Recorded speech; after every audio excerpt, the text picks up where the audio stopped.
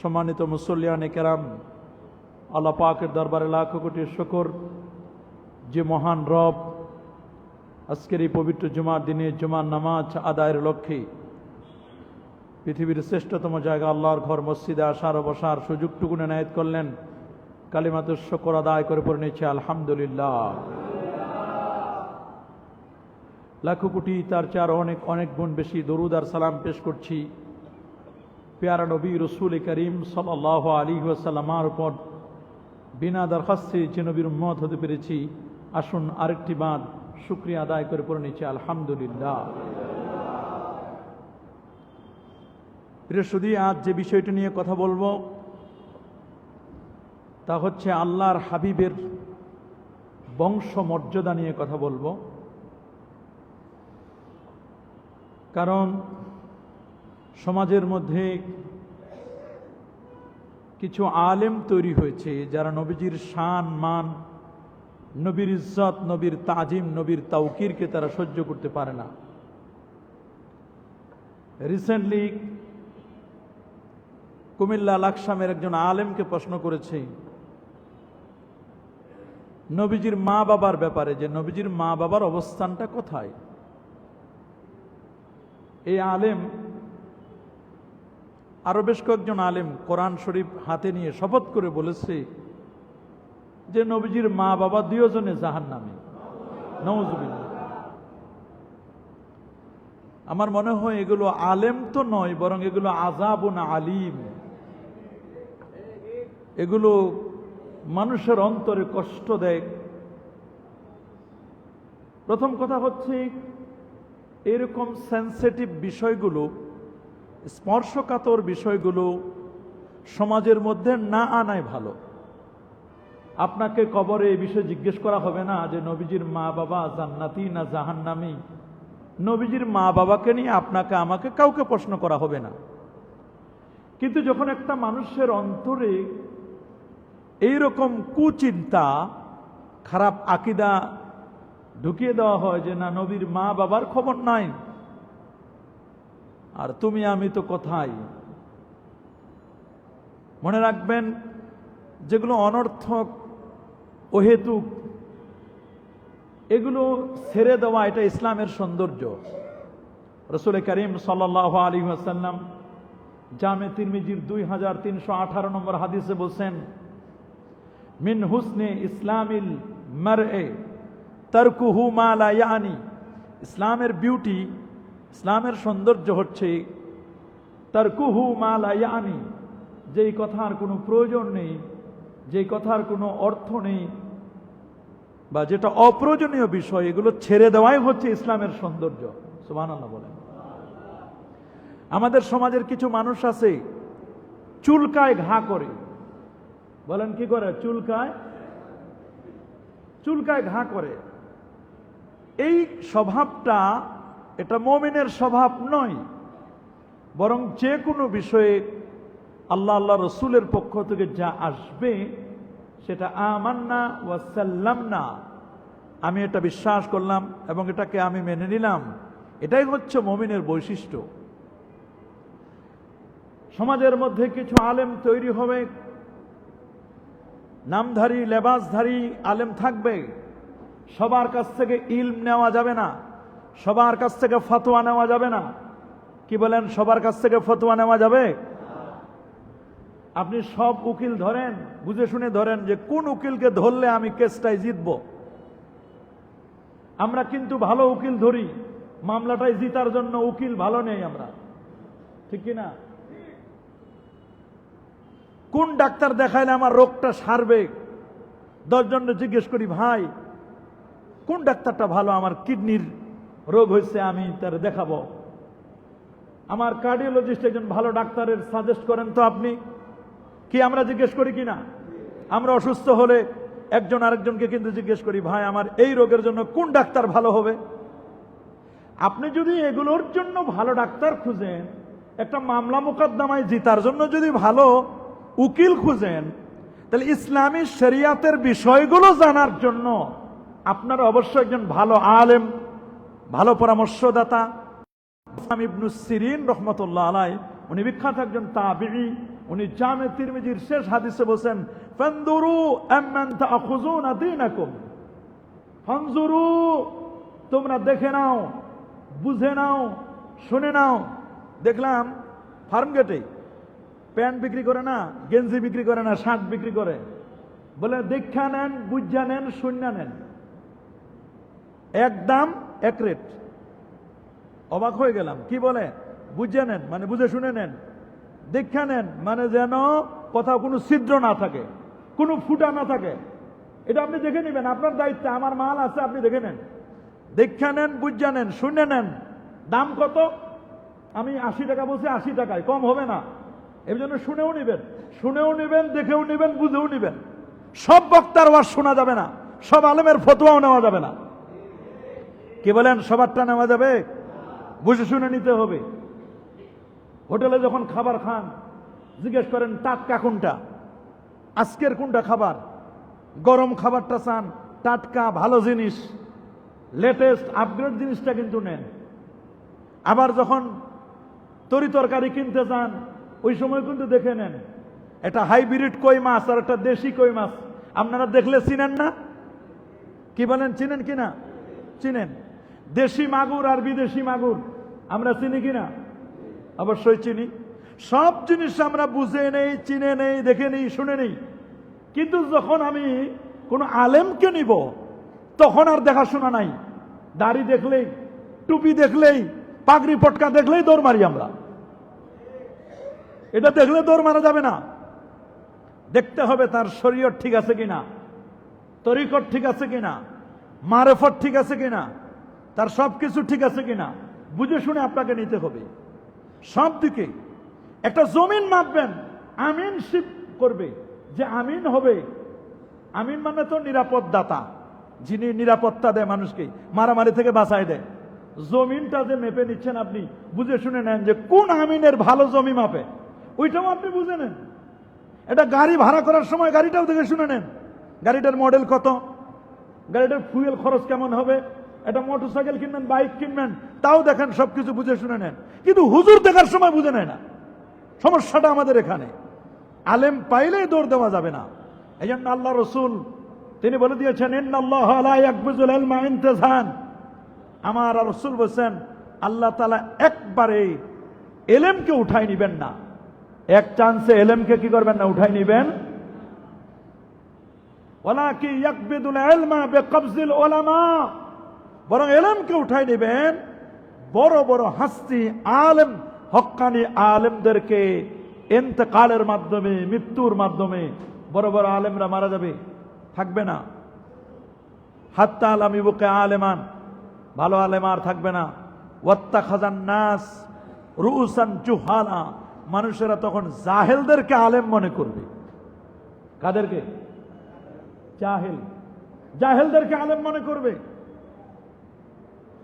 ফাসুয়েলু, তাদেরকে বিভিন্ন জায়গায় প্রশ্ন করবে। দেখেন না, মাহফিলে গেলে প্রশ্ন করে, বিভিন্ন জায়গায় গেলে প্রশ্ন করে। আর অনেকে প্রশ্ন উত্তর দেওয়ার জন্য অনেক বেশি তৎপর, প্রশ্নের উত্তর দিবি। ফাসুয়েলু ফাফতাউ বিগাইরি ইলমিন, তারা ফতোয়া দিবে এলেম ছাড়া, জ্ঞান ছাড়া। রেজাল্টটা দাঁড়াবে কি? ফাদাল্লু ওয়া আদাল্লু, নিজেরা যেমন গোমরা হবে, মানুষদেরকেও তেমন গোমরা করবে। বললামটা অ্যাডজাস্ট করেন। নিজেরা যেমন গোমরা হবে, মানুষদেরকেও তেমন গোমরা করবে। এই জন্য ভালো করে বুঝে শুনে নিতে হবে। আমার অবাক লাগলো যে আলেম এই কথা বলল, একটু চিন্তা ভাবনা করলো না। চিন্তা ভাবনা না করেই প্রশ্ন করছে আর উত্তর দিয়ে দিল, নবীজির মা বাবা জাহান্নামী। নাউজুবিল্লাহ বলেন। অথচ আপনারা বলেন, আপনি যদি আমার জিজ্ঞেস করেন, হুজুর আমার মা বাবা কোথায়, আর আমি যদি বলি আপনার মা বাবা জাহান্নামে আছে, আচ্ছা আপনার মনটা কষ্ট লাগবে কিনা? বলেন তো, কষ্ট লাগবে না? চেষ্টা করবেন না আপনি যে হুজুর আমার মা বাবা যে জাহান্নামে আপনি বললেন, ঠিক আছে, তো এটা কেমনে উত্তরণের উপায় কি? কষ্ট লাগবে না? আমার কাছে তো আমার কষ্ট লাগবে, আমার যদি শুনি যে আমার মা জাহান্নামে গেছে, আমার বাবা জাহান্নামে গেছে। তা আপনারা বলেন, এই আলেম যখন ফতোয়া দিছে, আল্লাহর নবীকে যারা কষ্ট দেয় তারা কি? এটা ফতোয়াটা নেন, সূরাতুল আহজাব 57 নম্বর আয়াত, আল্লাহ পাক রব্বুল আলামিন বলেন, ইন্নাল্লাযীনা ইউযুনাল্লাহা ওয়া রাসূলা, নিশ্চয় যারা আল্লাহ এবং তার রাসূলকে কষ্ট দিবে। কি করবে? নিশ্চয় যারা আল্লাহ এবং তার রাসূলকে কষ্ট দিবে। কিভাবে? আল্লাহ এবং আল্লাহ রাসূলকে কষ্ট দিবে, ওই আলেমের ব্যাপারে আল্লাহ ফতোয়া দিচ্ছেন, এই আলেম হচ্ছে মালাউন। আমি বলি না, আল্লাহ বলছেন অভিশপ্ত আলেম। মালাউন এটা আরবি শব্দ, লানত থেকে মালাউন, অভিশপ্ত আলেম। যে আলেম আল্লাহ আল্লাহ রসুলকে কষ্ট দিবে সে আলেম নয়, এটা আযাবুন আলিম, এটা জালেম। এটা কি আলেম? জালেম। শুধু তাই না, আল্লাহ বলছেন ওয়া আ'আদ্দা লাহুম আযাবাম মুহিনা, এবং তাদের জন্য প্রস্তুত রেখেছেন অবমাননাকর শাস্তি। আল্লাহ বলেন শুধু অভিশপ্ততা নয়, বরং তার জন্য রয়েছে অবমাননাকর শাস্তি। এখন আল্লাহ নবীরে কষ্ট যারা দেয় তাদের সাথে আমাদের সম্পর্ক থাকবে? থাকবে না। প্রশ্ন হচ্ছে, আল্লাহর হাবিব প্যারা নবী রাসূল করিম সাল্লাল্লাহু আলাইহি ওয়াসাল্লামের মা এবং বাবা আসলে তারা কেমন ছিলেন? খেয়াল করে শুনবেন। নবীর মা এবং বাবা তারা যেই সময় ছিলেন, আল্লাহ নবীর বাবা তো নবীর জন্মের 6 মাস আগে মারা গেলেন। বলেন কয় মাস আগে? নবীজির বাবার নাম কি বলেন তো দেখি? আব্দুল্লাহ। এটা কি কোনো অমুসলিমের নাম না মুসলমানের নাম? বলেন। আব্দুল্লাহ নামটা কত সুন্দর না? আমেনা এটা কি কোনো মুশরিকের নাম, মুশরিকার নাম? না। নামগুলো দেখেও তো বোঝা যায় যে আব্দুল্লাহ নামের শেষে আল্লাহ আছে। পৃথিবীর কোন ইতিহাস আপনি দেখাতে পারবেন না নবীর মা এবং বাবা কখনো মূর্তি পূজা করেছেন, কখনো শিরক করেছেন, কখনো অন্যায়মূলক কোনো কাজ করেছেন। বরং সমস্ত ইতিহাসের কিতাবে, তারিখের কিতাবে স্পষ্ট লেখা, নবীর মা এবং বাবা তারা ইব্রাহিম ইসলামের ধর্ম, দ্বীনে হানিফ, একনিষ্ঠ ধর্মে তারা দীক্ষিত ছিলেন। সুবহানাল্লাহ বলেন। ওই সময় তো কোনো নবী ছিল না। ঈসা আলাইহিস সালাম উপরে উঠে নিয়েছেন আল্লাহ চতুর্থ আসমানে। আর আমাদের নবী তো এখনো মার পেটে। নবী এখনো কি মার পেটে? মার পেটে থাকতে তো নবীর আব্বা মারা গেলেন। নবী জন্ম নিবেন, 40 বছর পরে নবুয়তের এজহার হবে, তারপর না তারা কলেমা পড়বে। এর আগেই তো নবীর মা বাবা মারা গেল। এর আগে কি নবীর মা বাবা? তাহলে আগেও নবী ছিল না, পরেও কোনো নবী আসে নাই। উনারা যেই সময়টাতে ছিল, জামানাটাতে ছিল, এই জামানাটাকে বলা হয় জামানুল ফাতরাত। ফাতরাত মানে এক নবীর গমন আরেক নবীর আগমন, এর মাঝখানের একজনের গমন আরেকজনের কি, একজন নবী উপরে চলে গেছেন বা আগের নবী মারা গেছেন। আমাদের নবীর আগে দিন উনি তো মারা যান নাই। একজন নবী এখনো বেঁচে আছেন, তিনি ঈসা রুহুল্লাহ। উনি এখনো মৃত্যুর স্বাদ আস্বাদন করেন নাই। ঈসা আলাইহিস সালাম এখনো বেঁচে আছেন। আল্লাহু আকবার বলেন। উনিও ইন্তেকাল করবেন, উনিও মরবেন। ঈসা আলাইহিস সালাতু ওয়াস সালাম, এসি ছাড়া না কেন? গরম লাগে না? দু একটা এসি ছাড়া দেন। মানুষ এত মানুষ আছে, একটার পর একটা ছেড়ে দেন। এই জন্য একজনের আগমন আরেকজনের গমন, একজন নবীর আগমন আরেকজনের কি গমন। এই যে দুইজন নবীর মাঝখানে, এটাকে বলা হয় জামানুল ফাতরাত। আল্লাহ পাক রব্বুল আলামিন কোরআন মাজিদে বলে দিয়েছেন সূরাত বানী ইসরাঈলের 15 নম্বর আয়াতে, ওয়ামা কুন্না মুআদ্দিবিনা হাত্তা নাবাসা রাসূলা। আমি কোন সম্প্রদায়কে শাস্তির আওতায় আনি না যতক্ষণ না তাদের মাঝে কোনো রসুল প্রেরণ না করি।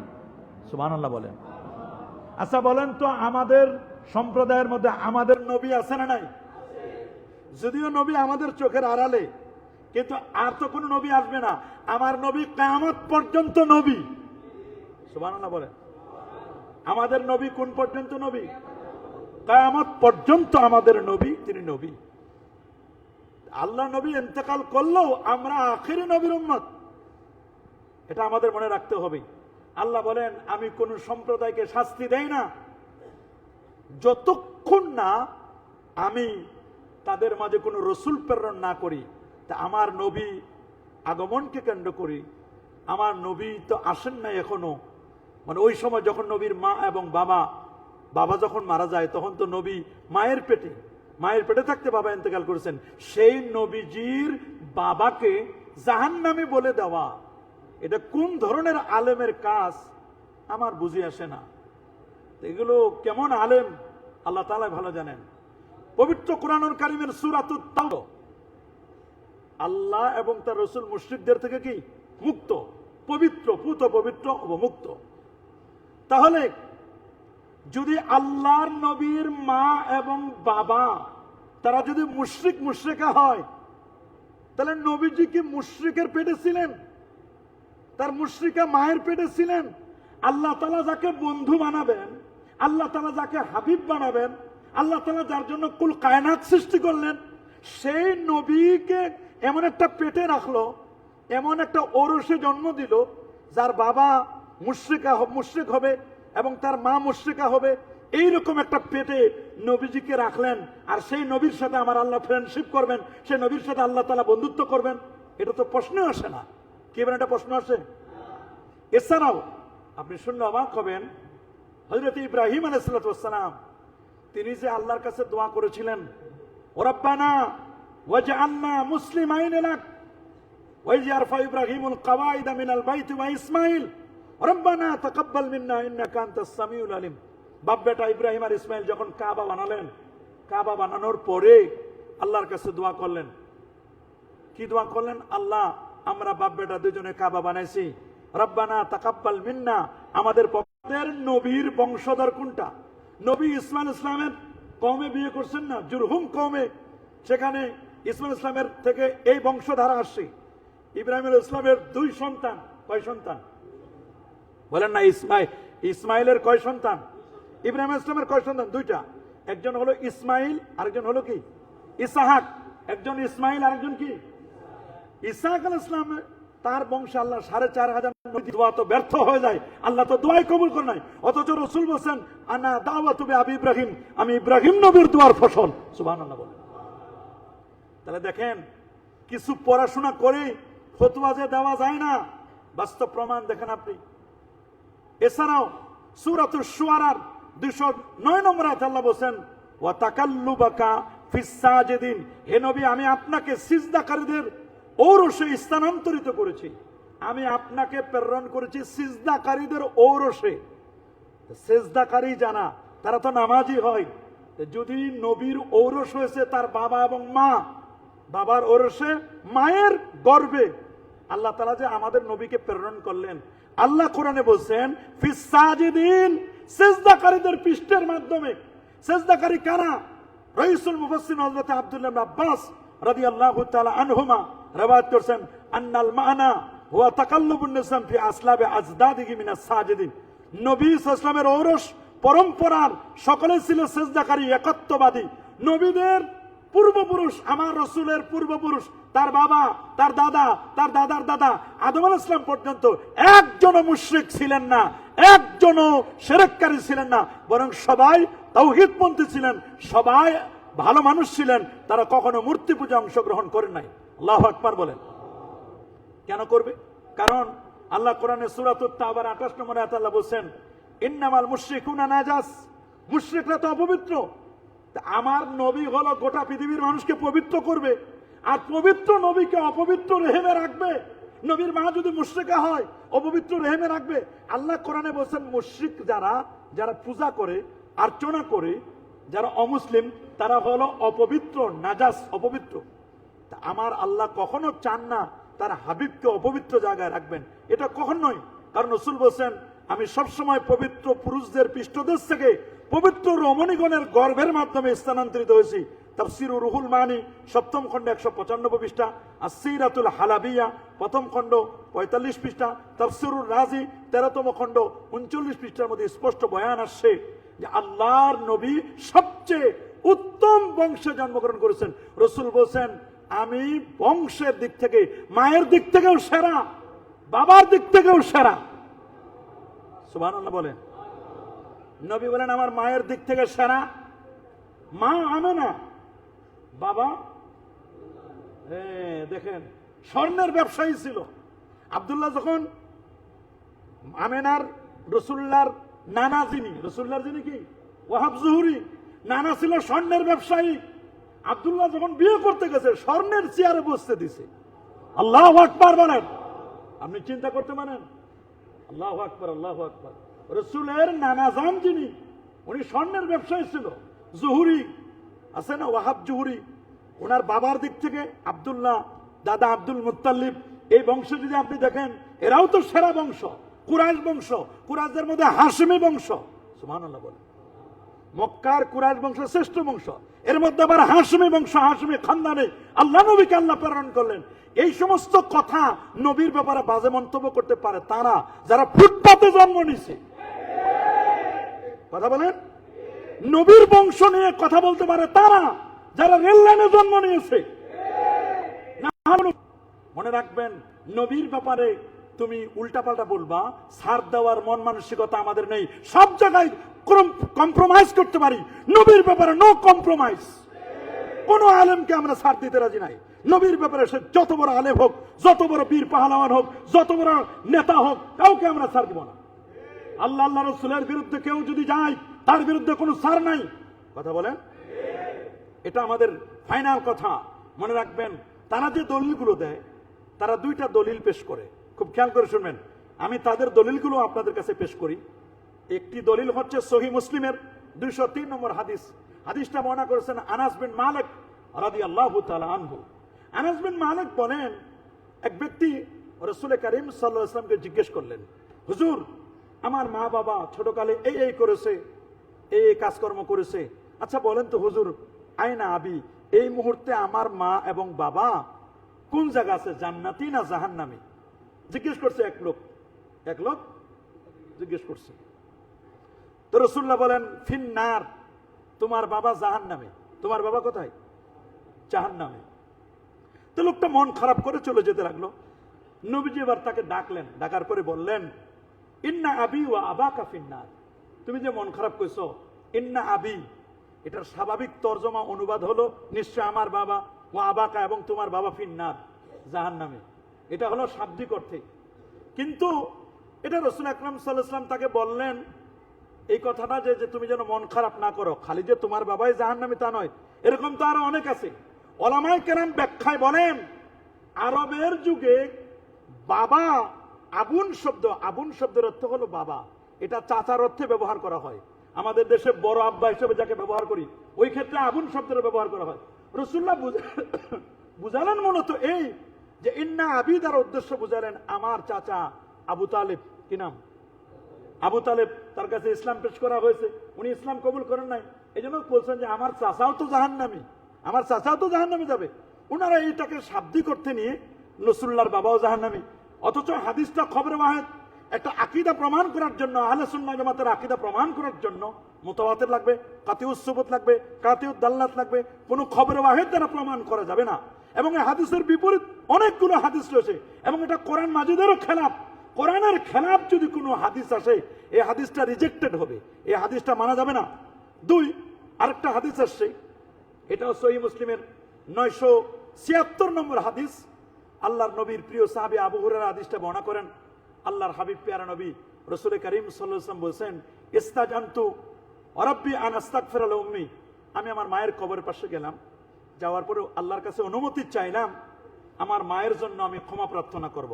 ফালাম ইয়াযাল্লি, আমাকে অনুমতি দেওয়া হয় নাই।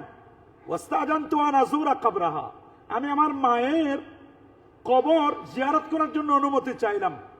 ফাআযান আলী, তখন আমাকে অনুমতি দেওয়া হলো, আমি আমার মার কবর জিয়ারত করলাম। এই দুইটা হাদিসকে সামনে রেখে যে আল্লাহর নবীকে আল্লাহ তাআলা মার জন্য ইস্তেগফার, ক্ষমা প্রার্থনা করতে দেয় নাই। যেহেতু ক্ষমা প্রার্থনা করতে দেয় নাই, এই জন্য নবীর মা বাবা মুশরিকা ছিল, তারা জাহান্নামী। কিন্তু এই হাদিস দুটার ব্যাখ্যা আছে, ওলামায়ে কেরাম ব্যাখ্যা করছেন। নিজের মন মতো বুঝলে তো হবে না। যেমন কোরআনের আয়াত যদি শাব্দিক অর্থ আপনি বুঝেন, তাহলে বোঝা যাবে না। কেন? যেমন কোরআনে আল্লাহ বলছেন, ইয়া আইয়ুহাল্লাযীনা আমানু, হে ইমানদার বান্দাগণ, ইজা কুমতুম ইলাস সালাহ, যখন তোমরা নামাজে দাঁড়াবে, ফাগসিলু উজুহাকুম, তোমরা তোমাদের চেহারাগুলো ধৌত করবে। আপনারা এখানে যারা আছেন, আমরা যখন নামাজে দাঁড়াই, আমরা কি চেহারা তখন ধুই না আগে ধুই আসি? আগে ধুইতে হবে, কোরআনের কথাও নাই। আল্লাহ কোরআনে স্পষ্ট আয়াত বলছেন, হে ইমানদার বান্দাগণ, ইজা মানে যখন, কুমতুম মানে তোমরা দাঁড়াবে, ইলাস সালাত মানে নামাজে, ফাগসিলু তোমরা ধৌত করো, উজুহাকুম তোমাদের চেহারা সমূহ। একটা কাতারে 100 জন মানুষ দাঁড়াবেন, আরেক কাতারে 100 মানুষ এসে চেহারাগুলো ধুয়ে দিবে, তাহলে তো মুয়াজ্জিনের কাজ আরো বেড়ে যেত, খাদেমদের কাজ বেড়ে যেত আরো। সবাইকে দাঁড় করে দিবে একটা কাতারের মধ্যে, পানি নিয়ে সবাইকে চেহারাগুলো ধৌত করে দিবে। এটা কোরআনের বাহ্যিক অর্থ, কিন্তু এই অর্থ করলে তো হবে না। সমস্ত তাফসীরকারগণ, হাদিস বিশারদগণ বলেছেন, এর অর্থ হলো যখন তোমরা নামাজে দাঁড়ানোর ইচ্ছা করবে তখনই তোমরা উজু করে আসবে। যদি এটা মসজিদে এসে করা লাগতো, তো মসজিদে একবার উজু করে দেওয়া লাগতো, মসজিদে আবার আরেকবার পরিষ্কার করা লাগতো, তারপর নামাজ পড়া লাগতো, কত ভেজাল হইতো। কোরআনের আয়াতের শাব্দিক অর্থ করলে হবে না, এরকম বহু আছে। হাদিসের শাব্দিক অর্থ করলে হবে না। যেমন একটা হাদিস আছে, এটা বুখারী শরীফের হাদিস, রাসূলুল্লাহ বলেছেন, ইজা আতাইতুমুল গায়তা, তোমরা যখন বাথরুমে যাও, লা তাস্তাকবিলুল কিবলাতা ওয়ালা তাস্তাদবিরুহা, তোমরা কিবলাকে সামনেও রেখো না, কিবলাকে পিছনেও রেখো না। তাহলে কি করব? ওয়ালাকিন শাররিকু আও গাররিবু, বরং তোমরা বাথরুম করো পূর্ব পশ্চিমে। মাশরিক মাগরিব, পূর্ব পশ্চিম। আল্লাহর নবী নিজেই বললেন তোমরা পূর্ব পশ্চিমে বাথরুম করো। এই হাদিসটা যদি আপনি শাব্দিক করতে দেন, তাহলে আমাদের বাংলাদেশের বাথরুমগুলো যেগুলো উত্তর দক্ষিণ আছে সবগুলো পূর্ব পশ্চিম বানাইতে হবে। আর পূর্ব পশ্চিম যদি বাথরুম বানান, তাহলে দিনে যতবার বাথরুমে যাবেন ততবার কবিরা গুনাহ হবে। বলেন ততবার কি হবে? কবিরা গুনাহ হবে। এখন আপনি কি বুঝবেন? হাদিসের অর্থ করবেন কেমনে? এখন আপনাকে নিয়ে আসতে হবে হাদিসের অর্থটা হলো এই, যে নবীজি যেই জায়গায় বসে হাদিস বলছে ওই জায়গাটার দিকে খেয়াল করতে হবে। আল্লাহ নবী মদিনা শরীফে বসে হাদিস বলছে, মদিনা শরীফের কিবলা কোন দিক? দক্ষিণ দিক। বলেন মদিনা শরীফের কিবলা কোন দিক? দক্ষিণ দিক। তো দক্ষিণ হলো সামনে, উত্তর হলো কি? পিছনে। তো উত্তর দক্ষিণে বাথরুম বানানো যাবে না, বরং মদিনা শরীফের সব বাথরুম হলো পূর্ব পশ্চিম। এখন ওই হাদিস যদি বাংলাদেশে খাটান, ওই হুবহু হাদিস রাসূল বলেছেন পূর্ব পশ্চিমে বাথরুম করো, তাহলে ওই হাদিস বাথরুম করলে তো প্রতিদিন কবিরা গুনাহ করবেন। সব হাদিস সব জায়গায় খাটানো যাবে? বুঝতে হবে আমাদের পূর্ব পশ্চিম, আমাদের পশ্চিমে হলো কাবা, পূর্ব হলো তার উল্টা দিক। আমাদের দেশে বাথরুম করতে হবে উত্তর দক্ষিণে। তাহলে আপনার হাদিস খালি পড়লেই হবে না। আমাদের দেশে ফিতনা হয় কি কারণে? বুখারী শরীফ পাইছে, হাদিস পাইছি, নেন ফতোয়া নেন। সব হাদিস পড়ে ফতোয়া দেওয়া যাবে? বড় কঠিন জিনিস, হাদিসটা বুঝতে হবে। একটা হাদিস না খালি পড়লেই হবে না, পড়ার পরে বুঝতে হবে, এটার ব্যাকগ্রাউন্ড জানতে হবে, এটার পূর্বের পরে অবস্থা জানতে হবে, ইতিহাস জানতে হবে। কোরআনে আল্লাহ বলেছেন হুররিমাত আলাইকুম উম্মাহাতুকুম, তোমাদের মা সমূহ তোমাদের জন্য হারাম করা হয়েছে। আর কিছু লেখা নাই কি হারাম করছে, এটা আল্লাহ বলে নাই। বিবাহ করা হারাম, তার সাথে খাওয়া হারাম, তার সাথে বসা হারাম, তার সাথে চলা হারাম, কি করা হারাম এটা বলে নাই। তাফসীরের বুঝতে হবে যে এটার ব্যাখ্যা বুঝতে গেলে ওলামায়ে কেরাম কি ব্যাখ্যা করছেন, সাহাবায়ে কেরাম কি ব্যাখ্যা করছেন, সাহাবীরা কি ব্যাখ্যা করছেন, নবী কি ব্যাখ্যা করছেন। বলছে হুররিমাত আলাইকুম, তোমাদের উপর হারাম করা হয়েছে নিকাহু উম্মাহাতিকুম, তোমাদের মা সমূহকে বিবাহ করা হারাম। কি করা হারাম? এই যে বিবাহ করা হারাম, এটা আয়াতে নাই, এটা তাফসীরে জানতে হবে, এটা হাদিস থেকে নিতে হবে, এটা ওখান থেকে বুঝ নিতে হবে। সাহাবায়ে কেরাম অনেক সময় অনেক জিনিস বুঝে নাই। আল্লাহ কোরআনে বলছেন যে তোমরা রোজা রাখো, সাদা সুতা আর কালো সুতা যতক্ষণ পার্থক্য করা না হয়, হাত্তা ইয়াতাবায়্যানা লাকুমুল খাইতুল আবিয়াদু মিনাল খাইতিল আসওয়াদ, এটা কোরআনের আয়াত। সাহাবী কি করছে? উনি একটা বাজারে গিয়ে সাদা সুতা কিনছে। কি কিনছে? সাদা সুতা। আরেক জায়গায় কিনছে কালো সুতা।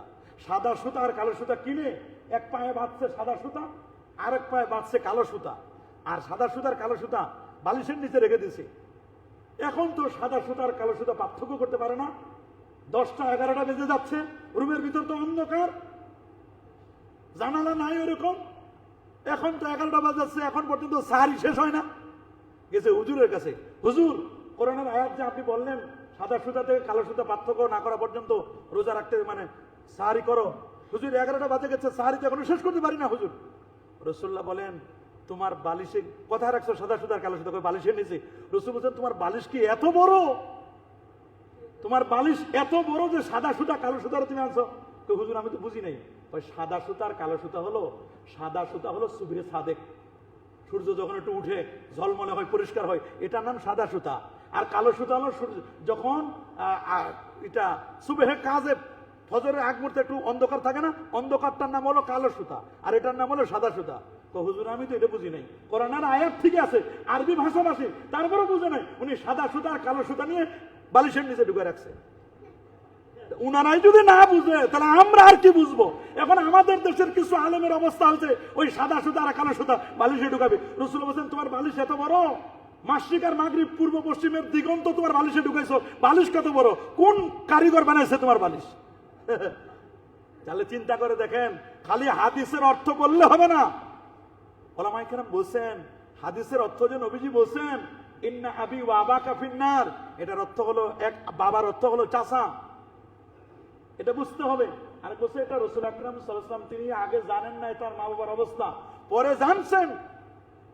পরে জানার পরে নবীজি তার বাবার খবর জিজ্ঞাসা করেছেন, মার খবর জিজ্ঞাসা করেছেন। ফতোয়ায়ে স্বামীর মধ্যে আসছে রাসূল আকরাম সাল্লাল্লাহু আলাইহি ওয়াসাল্লাম তার মা বাবার কবরের কাছে গিয়ে, একটি বর্ণনা আসছে এভাবে যে মা বাবাকে নবীজির সামনে গিয়ে নবীজির খাতিরে তার মা বাবাকে জিন্দা করে আবার তাদেরকে উঠানো হয়েছে, নবীর পর কালেমা পড়েছেন তারা, একটি বর্ণনাও আসছে। এই বর্ণনাটাও যদি আপনি মেনে নেন তাও তো নবীর মা বাবাকে জাহান্নামে বলার কোনো সুযোগই নেই। এত সুন্দর ওলামায়ে কেরাম ব্যাখ্যা করে দিয়েছেন, তারপরও যদি আমরা এগুলো না বুঝি মুশকিল হলো। আলেম থাকবে সমাজের মধ্যে কিন্তু এলেম উঠে যাবে, লেখাপড়া করবে না, সামান্য কিছু পরেই ফতোয়া দিবে।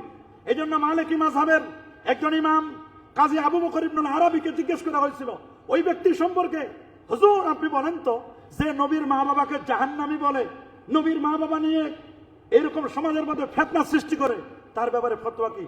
তখন তিনি বলছেন মান ক্বালা যালিকা ফাহুয়া মালউন, যে ব্যক্তি এই কাজটা করবে, নবীর মা বাবাকে নিয়ে বাজে মন্তব্য করবে, শুনে নাও সে হচ্ছে অভিশপ্ত। এটা বলবে যে সে অভিশপ্ত, কারণ সে বলছে আপনি যে কথা বললেন দলিল, বলে দলিল হলো কোরআনের আয়াত ইন্নাল্লাযীনা ইউযুনাল্লাহ ওয়া রাসূলা লানাহুমুল্লাহু ফিদ দুনিয়া ওয়াল আখিরাহ ওয়া আ'আদ্দা লাহুম আযাবাম মুহিনা, কঠিন শাস্তি। নবীর ব্যাপারে সবসময় সাবধান থাকবেন, নবীকে নিয়ে কোনো কটূক্তি করা যাবে না, নবীর ব্যাপারে বাজে মন্তব্য করা যাবে না। আব্দুরাজুল মুনিফা 103 পৃষ্ঠার মধ্যে এসেছে নবী করিম সাল্লাল্লাহু আলাইহি ওয়াসাল্লামের পিতা জাহান্নামে কথা বলার চেয়ে কোনো কষ্টদায়ক ব্যাপার আর কিছু হতে পারে না। নবীর বাবাকে জাহান্নামে বলার চেয়ে এর চেয়ে আর কষ্টদায়ক ব্যাপার কিছু হতে পারে না। এই ব্যাপারে ওলামায়ে কেরাম কিতাব লিখেছেন।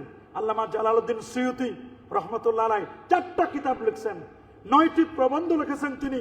আত-তাযীম ওয়াল মিন্না ফি আন্না আবাওয়াই রাসূলুল্লাহ ফিল জান্নাহ ওয়া মাসালিকুল হুনাফা ফি ওয়ালিদিল মুস্তাফা ওয়া দুরাজুল মুনিফা ফিল আবাইশ শরীফা ওয়াল মাকামুস সানা সুন্দুসিয়া ফিন নিসবাতিল মুস্তাফিয়া মুস্তাফাবিয়া, 4টা কিতাব লিখেছেন। ইমাম আযম আবু হানিফা রাহমাতুল্লাহ আলাইহি উনিও কম না। ইমাম আযম আবু হানিফা রাহমাতুল্লাহ আলাইহি তার আল ফিকহুল আকবারের মধ্যে একটি নস্কা এভাবে আসে যে ইন্না ওয়ালিদা রাসূলুল্লাহ সাল্লাল্লাহু আলাইহি ওয়াসাল্লাম, নিশ্চয় নবীর মা এবং বাবা, মা মাতা আলাল কুফরি, তারা কখনো কুফরি অবস্থায় মারা যান নাই, বরং তারা ঈমান অবস্থায় মারা গেছেন। সুবহানাল্লাহ। আহলে সুন্নাহ ওয়াল জামাতের আকীদাও রয়েছে, ওলামায়ে কেরাম এই বক্তব্য দিয়েছেন। এগুলোকে উপেক্ষা করে যারা আমাদের সমাজের মধ্যে ফিতনা সৃষ্টি করছে, আর কোনো টপিকস পায় না, নবীর মা বাবাকে নিয়ে এরকম বাজে মন্তব্য করে, এদের সাথে কোনো মুসলমানের সম্পর্ক থাকতেই পারে? এগুলো আলেম নয়, বরং আলেম নামের কলঙ্ক, এদের সাথে আমাদের কোনো সম্পর্ক থাকবে না। বরং প্যারা নবী রাসূল করিম সাল্লাল্লাহু আলাইহি ওয়াসাল্লাম তিনি এমন এক রাসূল যার উযুর পানি নেওয়ার জন্য সাহাবায়ে কেরাম ঝাঁপাই পড়তো। সুবহানাল্লাহ বলেন, ঝাঁপিয়ে পড়তো। নবীজির থুতু মোবারক নেওয়ার জন্য সাহাবায়ে কেরাম ফকিরের মতো হাত পেতে দিতেন, হুজুর আমার একটু দেন, আমার একটু দেন, আমার একটু দেন। এগুলো নেওয়ার পরে চেহারার মধ্যে মেখে নিত। সুবহানাল্লাহ। নবীজির আপনার আমার পেশাব তো না পাক, নবীজির প্রসাব পাক। উম্মে আইমান নামক 2জন সাহাবিয়া মহিলা পান করেছে। সুবহানাল্লাহ বলেন। নবীজি ঘামানোর পরে নবীজির ঘামগুলো মেসকা আম্বরের মতো, আতরের মতো ঘ্রাণ ছিল। সুবহানাল্লাহ। আপনি আমি 3 দিন গোসল না করলে ঘামের গন্ধে থাকা যায় না। আর নবীজির ঘাম মোবারক ছিল আতরের চেয়েও ঘ্রাণ সমৃদ্ধ। সুবহানাল্লাহ। নবী যখন চুল কাটাতেন তখন নবীজির একটা চুল সাহাবেগুলো পেলে মনে করতো আসমান এবং জমিনের মধ্যে যত দামি জিনিস আছে সবচেয়ে দামি নবীজির একটা চুল মোবারক হাতের মধ্যে পাওয়া। সুবহানাল্লাহ, সুবহানাল্লাহ, সুবহানাল্লাহ। আপনি চিন্তা করতে পারেন, আল মাওয়াহিবুল লাদুনিয়া কিতাবের মধ্যে এসেছে নবীজি বাথরুম করার পরে ঢিলা কুলুক ব্যবহার করছেন পাথর দ্বারা। ওই পাথর একজনে কুড়াই নিয়ে এসে পকেটে রাখছে, রাখার পরে মসজিদে আসছে, সারা মসজিদে ঘ্রাণ আর ঘ্রাণ। কিছু মানুষ খুঁজে বেড়াচ্ছে, ভাই এই ঘ্রাণটা কোথা থেকে আসতেছে? খুঁজতে খুঁজতে খুঁজতে এক লোকরে পাইছে ওনাকে। বলে আপনার কাছ থেকে ঘ্রাণ আসতেছে? বলে হ্যাঁ আমার কাছে ঘ্রাণ, আমি তো সারাদিন আজকে গোসল করার সময় পাই নাই, আমার কাছে ঘ্রাণ আসবে কেমনে? কয় আমরা খুঁজে দেখলাম কোথাও কোনো ঘ্রাণ নাই, আপনার কাছে ঘ্রাণ আসছে। আপনি কি আতরটা ব্যবহার করছেন আমাদেরকে দেন। বলে আজকে আমি গোসল করার সময় পাই নাই, ব্যস্ততার কারণে আমি আতর ব্যবহার করি নাই। বলে তাহলে আমরা আপনার বডি চেক করবো। আমরা হিসাব করে দেখছি আপনার কাছেই আছে। পরে তো উনি শরমে কিছু বলতে পারে না। পরে বডি চেক করে দেখছে পকেটের মধ্যে 3টা ঢিলা কুলুক পাথর পাইছে। নবীজি ব্যবহার করছিলেন 3টা পাথর, ওই 3টা পাথর পাইছে। বলে মিয়া এইখান থেকে তো ঘ্রাণ আসতেছে। বলে ঘষা দাও। ওই পাথর ঘষা দিছে, এরা যেখানে যায় ঘ্রাণ আর ঘ্রাণ। বাড়িতে গেছে ঘ্রাণ, বলছে আমাদেরকে ঘষা দাও, ওরা ওইটা ঘষা দিয়ে দিত। এইভাবে করে নবীজির চিন্তা করে দেখেন, ইস্তেঞ্জা করা পাথরের যদি অবস্থা হয়, নবীজি কেমন গোলাপ ফুলের মতো ঘ্রাণ ছিল। আল্লাহু আকবার। সেই নবী কেমন আপনি চিন্তা করতে পারেন। মাহমুদ ইবনে রবি বলছে, আর অনেক সাহাবী আছে, বলে আমার বাসায় রাসূলুল্লাহ আসলেন 4 বছর বয়স, আমার আব্বা দাওয়াত দিচ্ছে নবীরে, আমি খালি ঘুরঘুর করি, খালি এদিকে ঘুরাই এদিকে ঘুরি। একটা নতুন মেহমান আসলে যেমন করে আমি এরকম করতেছি। এটা বুখারীর বর্ণনা আসছে সাহাবী থেকে, কিতাবুল উযুতে। উনি বলছে ঘুরঘুর করতেছি, রাসূলুল্লাহ আসছে। রাসূল আকরাম সাল্লাল্লাহু আলাইহি ওয়াসাল্লামকে আমার আব্বা দেখলাম পানি দিল উযু করার জন্য। হুজুর নেন উযু করেন। তা আমি তো ছোট মানুষ, খালি ঘুরতেছি। জিজ্ঞেস করছে, বলে কেন ঘুরতেছো? বলে আমি যে কি জন্য ঘুরতেছি না আমি জানি। উযু যখন করতেছে তা আমি খালি ঘুরতেছি চতুর্দিকে। তা আমি সামনেও গেছি, আর রাসূলুল্লাহ কুলি করে কুলিটা ফেলছে, আর পুরো কুলিটা, মুখের পানিটা কুলিটা আমার চেহারায় পড়ছে। সুবহানাল্লাহ বলেন। আমার চেহারায় যখন পড়ছে, পুরো চেহারাটা আমার নবীজির কুলি মোবারকের পানি দিয়া পুরো চেহারাটা ধুয়ে গেছে। আল্লাহু আকবার বলেন। নবীজি আমারে বললেন যে আচ্ছা তুমি মন খারাপ করো না, আমার কাছে ডাকলেন। বলে তুমি ঘুরঘুর করতেছো কেন? আমি একটু দেখতে চাচ্ছি আপনারা যে আল্লাহ মোহরে নবুয়তটা দিছে কোন জায়গায় দিচ্ছে, আমি দেখার জন্য করতেছি। ছোট বাচ্চা 4 বছরের, সে মোহরে নবুয়ত দেখার জন্য বেকারা। তখন নবীজি উঠাই দেখাই দিলেন যে এইখানে কবুতরের ডিমের মতো, এটা মুভিং ক্যামেরার মতো। নবীজি সামনে যেমন দেখেন, নবী পিছনেও তেমন দেখেন। কার নামাজের খুশু খুদু কেমন, কে কোন নামাজের মধ্যে কার কি হাল অবস্থা, মনের কি খবর, নবীজি মনের খবর খুশু খুদু ইন্নী লা আরাকুম। আমি নবীর সামনে যেমন দেখি, পিছনের মুসল্লিদের মনের অবস্থা আমি বলে দিতে পারি। আল্লাহু আকবার বলেন। তো সাহাবী বলেন আমার বয়স তো 4 বছর বয়সে আমার ঘটনা ঘটছে। আমার বয়স যখন 92 বছর, কত 92 বছর বয়সেও আমার পুরো শরীরের চামড়া ঢিলা হয়ে গেছে। চামড়া কি? পুরো শরীরের চামড়া ঢিলা হয়ে গেছে। কিন্তু 4 বছর বয়সে রাসূলুল্লাহ যে আমার তার জবান মোবারকের মুখের কুলিটা আমার এটা দিছিল, আমার চেহারাটা ওই 4 বছর বয়সে যেমন টসটসে ছিল শিশুর মতো, পুরো চেহারাটা 92 বছর ওই রকমই। আল্লাহু আকবার বলেন। এই কথা কোন আহলে হাদিসের ভাই বুখারী শরীফ থেকে রওয়ায়াত করবে না, এরকম সম্মানের কথা বলবে না, এগুলো বলবে না। আমরা এগুলো পাই, তোমরা কেন পাও না? এগুলো কেন বলো না তোমরা? রাসূলের সম্মানের কথা কি বুখারীতে নাই, মুসলিম শরীফে নাই? যেগুলো খুঁজে খুঁজে রাসূলুল্লাহর শানে বেয়াদবি হবে এইরকম কথাগুলো বের করে, রাসূলের শানের কথাগুলো বের করতে পারে না। দুঃখটা আমাদের এখানেই দুঃখ। নবীজির মা বাবার ব্যাপারে কেমনে কটূক্তি করবে, নবীকে নিয়ে কেমনে বাজে মন্তব্য করবে। আরেকজন বলছে আয়াতুল্লাহ খোমেনি যদি জান্নাতে যায়, ওই জান্নাতে যদি সেই লোক যায়, তাহলে বলছে আমি ওই জান্নাতে যাব না, ওই জান্নাতটা বিক্রি করে জাহান্নামে যাব, জাহান্নামে যাব তবু ওই জান্নাতে যাব না। দেখেন এই কথা কি কোনো মুসলমান বলতে পারে? কে জান্নাতে যাবে কে জাহান্নামে যাবে এটা একমাত্র দেওয়ার মালিক কে? মানুষ খারাপ হয়, এত খারাপও হয় মানুষ, চিন্তা করতে পারেন। আল্লাহ আমাদের হেফাজত করুন, আল্লাহ আমাদের সবাইকে নবীর শান মান বজায় রাখার তৌফিক দান করুন বলে আমিন। মেহরবানি করে।